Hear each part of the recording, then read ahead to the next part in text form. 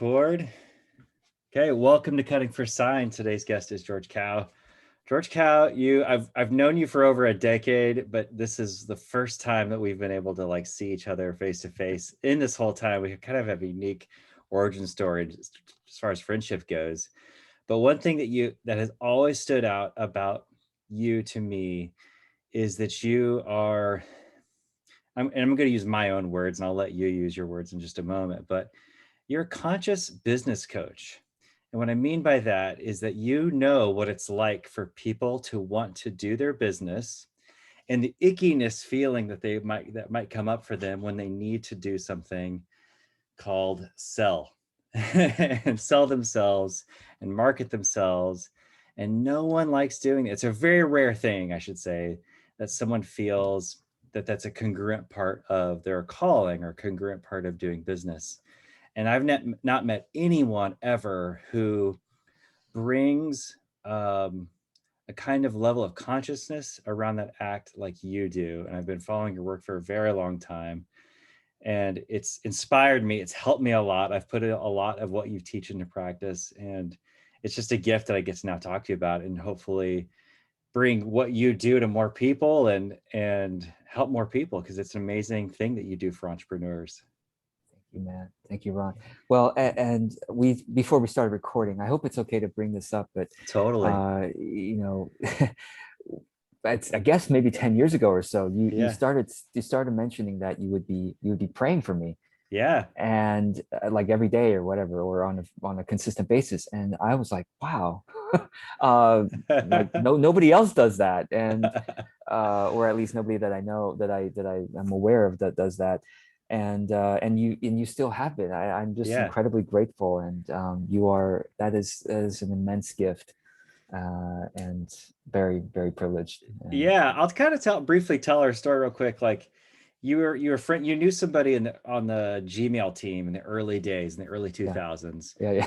And I was actually in management training for Terminex at the time Okay. in Anaheim, California. Yeah. And early Google fanboy. I knew people Yeah. from Stanford. I knew people who knew the guys from Stanford back in the day. Yeah. And there was a website that allowed people to trade Gmail invites Yes. for tangible goods like Right. brownies and knitted crocheted blankets and things like that. But not for money. Not for money, exactly. And I said, I will pray for somebody every day for a year for a Gmail invite. I met George Kao, you, and I don't know if you remember this, but you said, this sounds amazing. I don't need the prayer, but my grandmother does. And I remember praying for your grandmother a lot. And then just over the years, I've continued to pray for you. And Thank you. And it's a really kind of fun gift. And Oh I've my watched your God. business bloom, and I'm just like, look Yeah. at that guy go. It's amazing. Well, and you are there, you and your spiritual support is there, I'm Yeah. sure in Oh many times man. when I've needed it. So So what happened in your own life where you thought, I know this feeling of discomfort around trying to get people to trade money for what I do yeah, for your yeah, business, and I don't like it. Or maybe you thought, actually, I don't mind it, but I can teach yeah, other people how to handle yeah, this stress. yeah. And I love the premise of this podcast, right? Cutting for Sign, Yeah. where it's like following the little signals along the way and are being observant, Yeah. being more observant Yeah. about the little synchronicities or not synchronicities, just looking at the patterns in our life, Yeah. that kind of egg us on into a certain direction, or just kind of gently usher in opportunities or awarenesses for us that Yeah. other people might not have, because they don't have this, you don't have the same experiences right now. Nobody Yeah. does. And so I was thinking about this, and this question of what brought me into this conscious way of doing marketing or selling. you know I used to be extremely shy Mm, growing up. mm. Part of the reason is because we immigrated to the U.S. from Taiwan when I was 7 years old. Anyway, I grew up in a time where I was trying to learn the language of the culture around me, and having a hard time with it. I mean, 7 years old, and so it was hard for me to make friends in the beginning, and I was really shy. It was really hard for me to communicate. I was actually even bullied in my elementary school. I remember this because people thought I was weirdly quiet in class. I never spoke up, and I guess that Yeah. was many reasons to bully kids, right? When they Sure. were, Yeah. and that was one of the reasons. And the other thing that was a sign, or I guess it was one of the things along the way, was I was keenly aware of the adults in my life not enjoying their work. Oh, wow. Um, and I That's think a big probably, one. Yeah. well, still, right, in our Right. society, Yeah. the these days it's called the FIRE movement, retire early, financial Yeah. independence. Yeah. And most people in that movement, or most of us, most adults, I mean, what is a Gallup poll showing, or is a Gallup or Pew Research, probably both, actually showing that the majority of workers have some level of disengagement or great level of disengagement Yeah. in their jobs. Yeah. So it's not unusual that people don't like their work. Yeah. That if they were given the choice, that they would stop working if money were no issue. Yeah.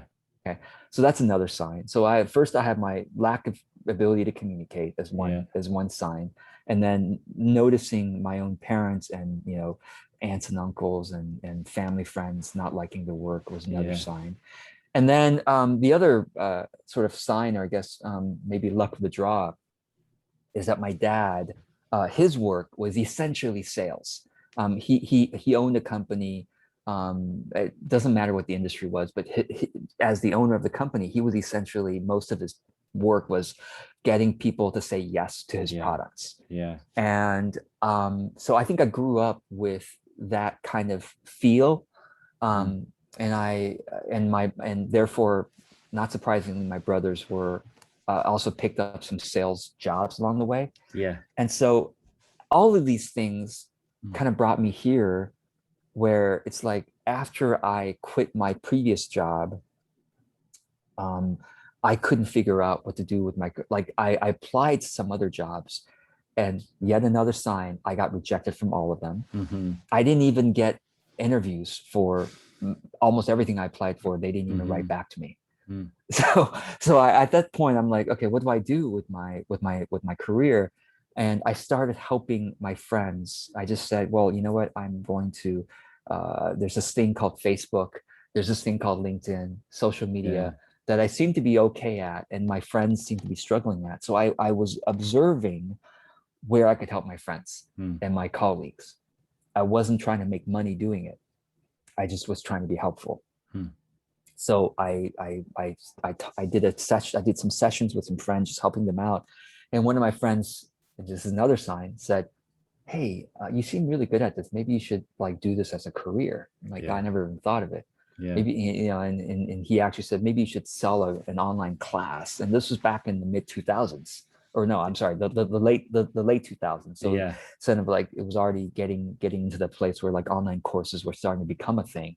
Yeah. It's like, maybe you should sell an online class doing this, because so I'm like, oh, well, I never thought of that, but I'll give it a try. So that's kind of how I started. And so the people taking my classes were mostly self-employed people, entrepreneurs, who needed to learn how to sell their products and services online. And I seem to have that natural knack of doing it well, not surprisingly, because I grew up with parents and my siblings who were entrepreneurial and kind of sales oriented.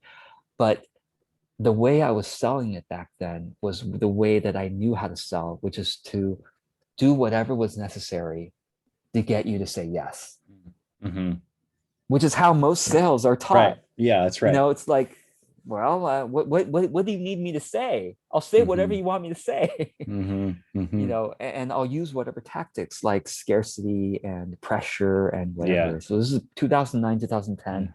That's all I knew. And I was learning from additional sales experts. Yeah. And that's all they knew. That's all they taught. Yeah. And so over the time, over those couple years, I noticed my conscience was just kept on wearing away at me, saying, Mm. no, you're not aligned with your deeper values. Mm. And Ron, maybe your prayers were, spirit was continually saying, there's a better way. There's a better Yeah. way of doing Oh this. man. You don't need to sell your soul Mm-hmm. essentially to make sales. Mm. So I had to I figure out think that I better think way. you like that statement. You don't need to sell your soul to make sales. That's like who someone needs to hear that right now Yeah. and like hold on to that one because Yeah. that's the chasm we come up to when we need to eat, right? Yeah. We need to Yeah. eat, and sometimes it feels desperate, and we get to that moment where I'll do anything, I'll say anything, Yeah. I'll do anything, like you said Right. earlier. And I have been in enough sales positions where I was there too. I had all Yes. the, I don't know if I said it when we were recording or not, but in that management class, Yes. coming into management, you get put through all that training, and you get put through all that stuff of Yeah. trying to get to the yes, getting, nice day, don't you think? Yeah, I do. It's like it just starts to prime Yeah. people, the kind of Yes. NLP thing. That's And right. That's and right. I'm totally in line with what you're saying, where it that begins to create a disconnection in our heart and our consciousness, Yeah. and we constantly have to we have to numb out the part of us that is saying, wait a second, is this the actual right thing that's happening? And what you've done, and I remember those early days, and I want to say, like, I never got the feeling in your early material that you were not above board. Yeah. Yeah. Yeah. Yeah. I mean, But definitely wasn't as bad as some of the people I was learning from, but yeah. but it still wasn't. Yeah. And I think I always had, because I'm grateful to have in college, in high school and college, I was very much into, you know, Christian studies and just into Mm, the church and just mm, really, and I'm grateful because it really trained yeah. my sense of values. Yeah. Yeah. Otherwise I would, yeah. So I think more than the mainstream, I had those values of Sure. what it's like to, be like Jesus or try to aim in that direction. Yeah. Yeah. And I'm grateful for that. So I think that's always been with me, but still Yeah. the sources we learn from in the business world makes us essentially look at the other person on the other side of the table as someone to use, Yeah. for our being able to eat or Yeah. for our being able to make our numbers. Yeah. That's the disconnect, like you said. Yeah. It's like, how would I like to be treated? Right. Coming back to Right. the golden rule. Right. Right. If I knew the person on the other side of the table saw me as someone to use, would I, you know, yeah, it's like, well, first of all, if I knew that, I wouldn't want to say yes to the sale if I was a Yeah. customer, right? But Yeah. even if I wanted the product, I'd be like, God, I wish this person actually cared, because if this person really Mhm. cared, then they would just go the extra mile a little bit, or at least use the time and energy to align with my care. Mhm. And if they align with my care, they actually might make the sale even more quickly or more Yeah. effectively. You know what I mean? Yeah. That's it. So that's what I had to learn over time, is to say, okay, I had to, I eventually, sort of the conscience wearing down, uh, it kind of broke me at like 2012, 2013. I kind of Mm. got into a spiritual brokenness where I'm like, Mm. I can't do it this way anymore. Mm. And and I basically said, is there a could I just essentially I was essentially saying, could I just give it up to God and say, Yeah. could I trust God and Yeah. and do it the way that someone who was actually trying to live the spiritual life would do it? Yeah. I'm going to pause you right there real quick.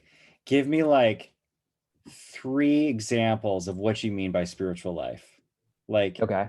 like what do you mean when, like, what principles, Yeah, yeah, ethics, yeah. morality? Like, give me a Yeah. couple I points on mean, that one. so the one biggest example is, if I really believed that this life, this material life, it's not all about making money Yeah. and trying to survive. Like if I really believed, like there's an afterlife, or that Sure. there is spiritual support, or that there's a deeper meaning. I don't know the people listening to this, but it's like if there's a deeper meaning to the moment of the sale, even Yeah. Yeah. like it's not like the meaning isn't even to make my numbers, and the meaning isn't necessarily even to make sure that the customer buys the product and has a good experience with the product, that Right. there's even a deeper layer beyond that. Yeah. If I believe that, then how therefore shall I live? Like Yeah. how therefore shall I be in the moment of the sale, Yeah. if we're talking about that. Yeah. So and that's one. And then like another example would be, do I trust enough that if I lived my values, that I would somehow still be taken care of? Yeah. Like I would still be able to eat, Yeah. like, Yeah. and I think most people who are desperate in making the sale, well, when I forgot that, Yeah. Yeah. right? So I think when I finally kind of had that breakthrough spiritually, and just kind of tossed it out the window, so to speak, and go, I'm just gonna try to love people, man. I Mm. really am. I'm gonna see what it's like to bring love into business, love with a capital L, Mm-hmm. and truth with a capital T into Mm-hmm. business, and see Mm-hmm. what happens, man. I'm gonna try to be really with the people, Mm. and truly try to serve them, and try to align with my conscience, and see what happens. And I had to figure it out. It was both beautiful, and it was also messy in some cases, Yeah. Yeah. and it did take me, 2013, 2014, 2015 to kind of figure it out, Mm. trying a lot of different things. And gratefully, by 2016, I looked around at my business, and I go, wow, it's so amazing, because now Mm. I have a waiting list of clients Yeah. by middle of 2016. But it took me a couple years of just trying different things to figure Yeah. that out. Yeah. And now, gratefully, I am able to try to teach that as much as I can through my content, and try to like inspire people to be more aligned with their conscience in their work. So What was some moments for you during those early years where where you realized you saw the signal, you saw the sign, yes, and you go, that's the path I'm going. yeah, And then, like in nature, um, suddenly there's no sign. Suddenly there's not the broken right, twig anymore. So yeah, what did you do? How did you realign yourself? How did you center? How did you like yeah, find your path again in those moments? yeah. I mean, prayer, Yeah, yeah, and yeah, really, and yeah. I mean, really, it's. I think everybody has their own kind of way when they're broken down. It's like, what do I go back to? yeah. It could be prayer. It could be reading certain things that have helped them in the past. It could be, watching certain videos that encourage them. It could be talking with friends, talking with Mm. counselors, coaches, mentors. But all of the above Yeah, were helpful to me. yeah. and All the and tools. That's good. all the tools, whatever helps. But Yeah, just knowing, I think ultimately knowing that there is always support available, yeah, even though in like that example of in nature, you're trying to find the path because you're not seeing where the path is. yeah, If you just pause and stand there, or sit yeah, there and yeah, breathe, and know that there is invisible support, even if you can't see yeah, the visible support, there's invisible support. yeah. There are the Rons who are praying for you. Visible you know, forces. That's yeah, right. That's yeah, really interesting. I grew up in a Christian tradition as well, yeah, yeah. and actually, I went to school to be a pastor and was a lay pastor for Very a interesting. decade, Wow. but could never vocational ministry didn't feel like the right move for me. Yeah. Yeah. But this one-on-one understanding, exploring, unpacking, repacking, Yes. this journey that we call life, that is Yeah. both very material Yes. and also spiritual, extra, Yes. something. Yes. We just know that there's something else going on. We know that there's a tangible feeling that you and I share, love, Yes. Yes. that extends outside of us and into humanity and even into our pets, right? Like it's like Yes. there's something we Yes. can't quite like feel, but we call it love, and it's way bigger than us. Yes. Yeah. And that has always compelled me. Like I can't get away from it. I've tried to get away from it. I've tried to Yeah. go, it's all material, it's Yeah. all just Yeah. matter. And Yeah. Yeah. when I slip out of that, I continue to run into this force of love that is changing things and changes people. Yes. And to your point earlier about prayer and using all the tools, I don't want to gloss over using all the tools, because goodness gracious, like they're all necessary. Yeah. But Yeah. back to that point of prayer, I just crossed 7 years of not drinking, Wow. and it was Wow. in my early days of I used AA. I think there's all Yeah. kinds of ways to skin a cat, Sure. but I was watching my fellow non-drinkers, alcoholics, Yes. who would never in a million years walk into a church, never in a million years call themselves spiritual, Right. never call themselves Christian, never say they believe in God, but Yes. they would say, I got on my knees today and I asked for help. Yes. Yes. And help came, and they would Yes. begin to tell us That's right. how they got help. Yeah. Yeah.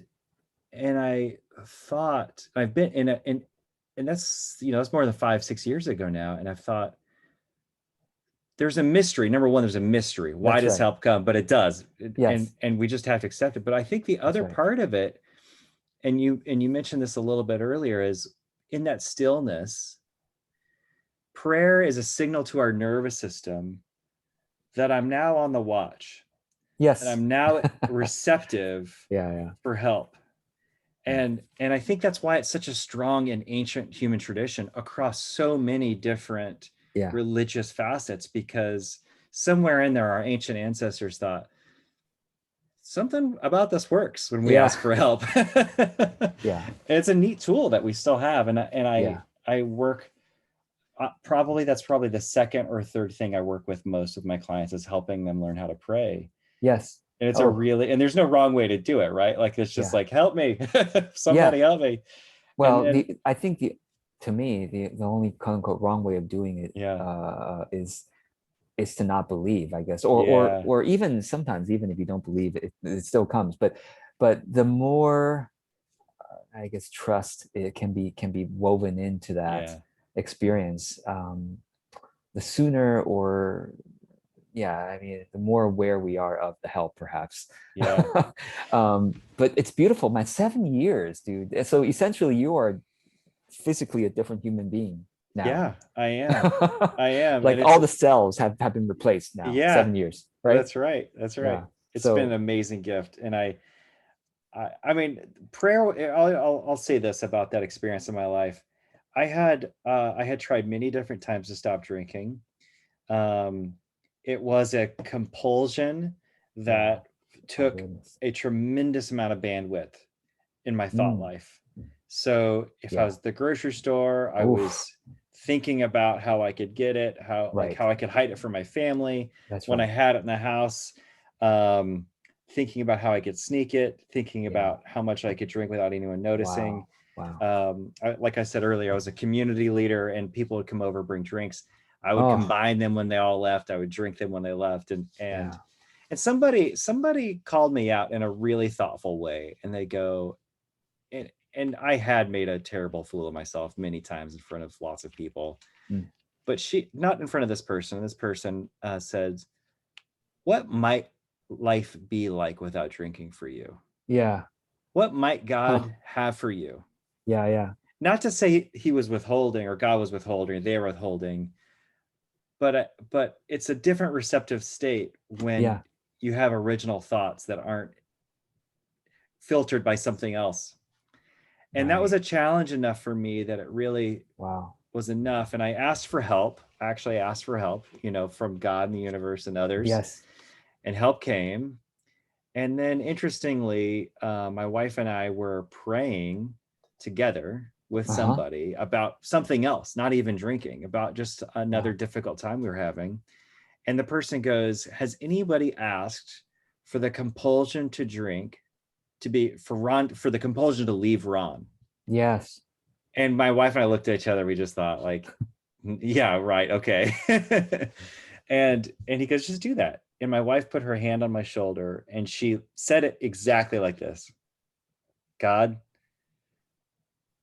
please remove the compulsion for my husband to drink. It was like as Yeah. half-assed and as like weak sauce as could possibly have been prayed. And um I can't tell you if there was like a moment that the compulsion was gone in an instant, Uh-huh. but in my best memory, I can't remember having that compulsion anymore. Oh, wow. Now, I Wow. continue to go to meetings. I Sure. continue to do Yeah. AA work. I continue Yes. to be sponsored and to sponsor. Yes. I still am a part of sober communities. Cool. Um, but the bandwidth issue, man, it all Yeah. changed. It all Oof. changed. Like being able to go to a Wow. restaurant and not think about that, being Yeah. able to be at a barbecue or a bar or something like that and not obsess about drinking.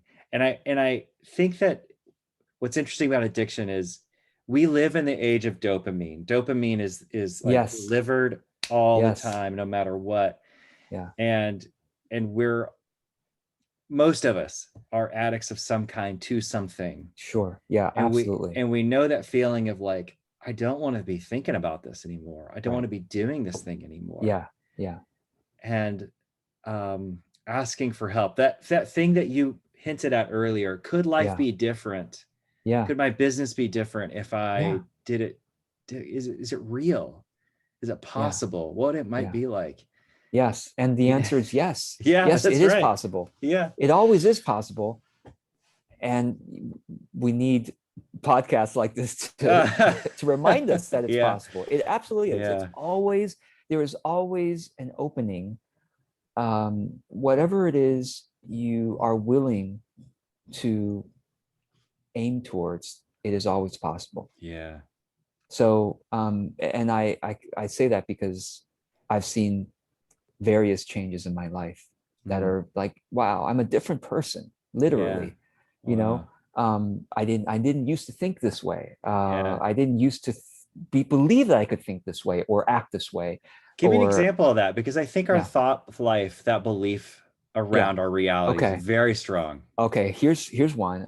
Yeah. Since I was a kid, or two examples real quick. Okay. One, I mentioned that as a kid, I was conditioned, having immigrated to a country where I had to learn the language Mm. during my formative years, and being bullied, but being about quiet. I was conditioned from the early years that I was not a good communicator, Mm. that I could never speak in public, Mm. and I was also a terrible writer. Mm. To this day, I don't think I'm a very good writer, but I've self-published 5 books. Mm. Okay, I don't care if Yeah. anybody thinks, and I'm sure there's somebody out there who says, yeah, George is not a good writer. I don't care, because I've overcome, and of Yeah. course, I'm sure some people also think George is a fantastic writer. Yeah. And essentially, I have overcome. I didn't believe I could ever Yeah. be a writer or a speaker. Yeah. And now, of course, you can't get me off video. You can't get me off podcasts. You can't get me off Yeah. publishing books and writing blog posts and whatever. Why? How is that possible? Even I would say even 15 years ago, if you told me that this would be my life today, I'd be like, I don't see how that's possible. Oh my gosh. Okay. Yeah. Example number one, Yeah. right? Change is possible. Deep Yeah. change. Number That's right. two is that I have always struggled with discipline. Hmm. I hated school Yeah. growing up. I was not only did I hate school, partly because of the bullying issues, because of having to learn a different language and all that from such a young age, but also because growing up in an immigrant Chinese family, I Mm. was almost like just about everyone around me was forced to learn like musical instruments and had Yeah. to practice and all that stuff. And I hated practicing. I always skipped it.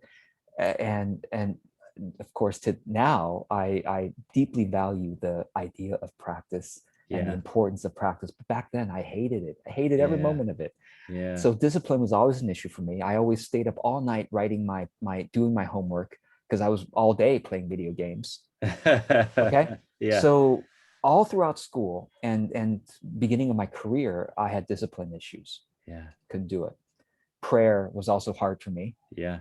Okay. Now I pray spontaneously. Now Yeah. I love it. You know, Yeah. it's an exercise that's like it's like such a precious uh, tool, such a Yeah. precious ability, you know. But I had to, so discipline, I always hated it. Now, having learned different things and practice different things, now I treasure discipline, but it's no longer a punitive thing. Mm-hmm. It's not the word discipline. Some Right. people hate it because they Yeah. fear it, Right. or they resent it. And now the word discipline is more of a solemn commitment that is Mm. calm, joyful, uh, respect of kind of my possibilities, and Wow. of and so these are deep changes Yeah. that I'm so grateful to have witnessed within myself, which makes me believe that even more is possible, and it makes me believe that it's possible for others as well. That's right. It is. It is. Yeah, I was just thinking about, as you were talking about the change of communication in your life, yeah. having consumed your content for a good while and taken a class here and there with you, you're such a good communicator, and are really careful that we're we as listeners and your clients are hearing what you're saying. And I was also thinking about the moments you have when you have us stop and breathe, Yeah, and which is really an easy way. That's a time we can pray even if we're not praying. that's It's like right. Yeah, recentering yeah. and going in there, and also the discipline part. Like you make it because you're what the discipline that I see from your life is your consistency with your content, right? Everybody knows if you're going to try to do business online world, it's consistency over and Yeah, over and over. yeah, It just has to be yeah, consistent. And you yeah. have really shown that, and in a way that makes it look like you've never had a problem with the consistency or discipline. That's what I meant to Right. say. Discipline, Sure, right? sure. Yeah. And that's a miracle. So now you're the miracle talking to us saying, Oh I've man. made it, guys. I'm on the other side. And if it's possible for me, it's possible for you. Yeah, the word miracle is interesting because when it comes to writing or videos Yeah. or creating, online courses, whatever, it's like the initial stage is a blank page. Right. And I literally use that word like miracle. Like after I've written an article, I'm like, that was a miracle. How did that happen? It was blank. And Yeah. then I wrestled through that hour. Yeah. And then the wrestling doesn't have to be suffering. Like I used to suffer through that with school and everything, but it's like I've learned to wrestle joyfully, and it's Mm. not that it's not like quote unquote fun, but Yeah. it's more like I've learned to be patient and to be curious Mm. and to play and to experiment and to say, what about this? What about that? And Wow. to know that there is more to experiment with at every moment. Mm. That there's always an opening if I allow myself to say, well, let me just try that. Let me Yeah. just type that out, or let me just say that out and see what happens. Wow. And like I said, at the end, it's like, oh my gosh, I have something here. Okay, let me organize this now into something. Oh my gosh, now there's an article. Like almost every article, there's a feeling of the miraculous. Yeah. And so it's like that miracle isn't just 10 years later, look at me, but it's Yeah. like every day there's that possibility, Yeah. and Yeah. and it's really it's a day by day trusting that, you know I don't know how I've been brought here, but I have. And this is true for everybody listening Yeah. right now. Yeah. We don't know how you've been brought here, but you have. That's Through right. the ups and downs, you are here right now. Yeah. And you don't know how, but you're going to be brought through all the ups and That's right. downs in the coming years, in the coming day, you're going to be brought through. Yeah. And so Yeah. you can trust that. Oh, that's so good, man. Oh, I've got goosebumps. Man, I appreciate that. I appreciate you Yeah. sharing this. Miracle is the word I'm taking away from our conversation Yes. today. And knowing that they can be quick and they can take a lot of time. And I think in a lot of time is actually where the best, most integrated transformation happens. And That's right. that's so good. But the George, where transformation is happening today. I mean, it yeah, has to happen today if it's going to happen in the long term. right. You're And to just to yes. be open to that, to trust Yeah. that Yeah. this hour there is a transformation. It could be a small one, but there is one here. I'm so glad you said that. That's that because you're right. There's it's heeding your call, right? Yes. Yes. There's a quickening. It's like there's something here. Yes. You Yes. feel it. Yes. Well, then what's the next step? Well, the next right step is to make a decision. I'm Yes. gonna take this as a signal. I'm gonna take Yes. this as a sign that I need to take one Yeah. step into this. Yes. Yes. And that might be asking for help. It might be picking up the phone and calling somebody. Yes. It might be signing up for something. It could, Yes. there's all kinds of ways to take the next right step. But Yeah. you're absolutely right. Yeah. You got to put action to it because it's Yeah. a signal to your nervous system and to your body that you mean Yes. business and to the Yes. Yes. universe that you're Yeah. participating. You're in the dance. I'm in. Yes. I'm so Yeah. glad you said that. That's great. Be George, in. where can Be in. people find you? Where can people find your great Well, I'm content? grateful to say they can just Google me. Yeah. Yeah. They could just, go to the search engine, whatever search engine you want, Google, Facebook, YouTube, and just Yeah. type in my name. My name is George Kao. Last name is spelled Kao, 3 letters Kao. George Kao, and you'll find me where you need to find me. So Yeah. yeah, Any entrepreneurs out there who have really wrestled with the marketing and the self promotion and sales, George has really good content, including a great course on conscious money yeah, relationship, which I think is yeah, super cool. yeah, Um, and you've got more stuff coming out all the time. yeah, It's yeah. impressive. It's really beautiful, dude. Thank Thank you you, so man. much for joining me here today. Thank you, Ron. I thoroughly Really enjoyed appreciate this. it. Yeah, yeah. Thank you so much. Good. Take care, man.